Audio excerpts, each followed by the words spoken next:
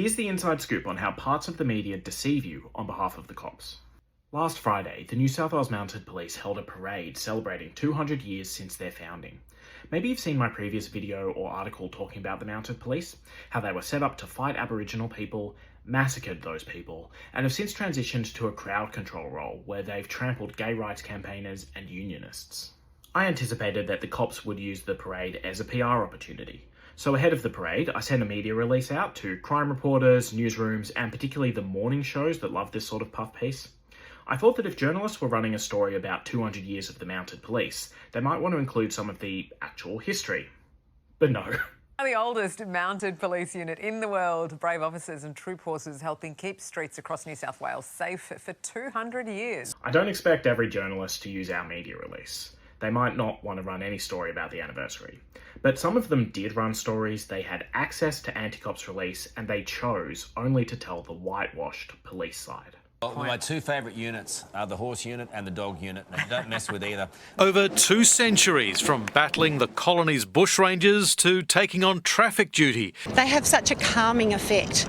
They really do diffuse situations when they can be hostile. A constant presence in 2 centuries of constant change, and still as relevant and effective to policing as they were in 1825. Oh, this is so cool. The unit was formed in September 1825 to prevent crime, apprehend runaway convicts and combat bushrangers. Congratulations, Hello. 200 amazing years, beautiful horses and more beautiful police officers. The Telegraph and AAP just published the police talking points. They're essentially lying to you by saying that the Mounted Police were just set up to capture escaped convicts and bushrangers with no mention of Aboriginal people at all. Why does this happen? Well, crime reporters and morning shows rely heavily on prepackaged stories from the cops. The police have a large media unit that produces sensational footage of car chases, drug busts and manhunts. Journalists are pretty time poor, so this stuff makes their jobs a lot easier.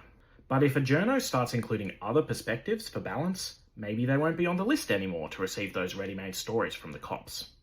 And most of these outlets are for-profit. They're owned by conservative capitalists who probably don't want their network criticising the police. This pressure exists even if the threats from the cops or bosses are never made explicit. The cops have millions of dollars to spend on their propaganda, which we don't have. So even a little extra money on our side goes a long way towards printing, design software, and the website. So please go to patreon.com/anticop and chip in as little as $2 a month, because when we're up against the cops and the media, every bit counts.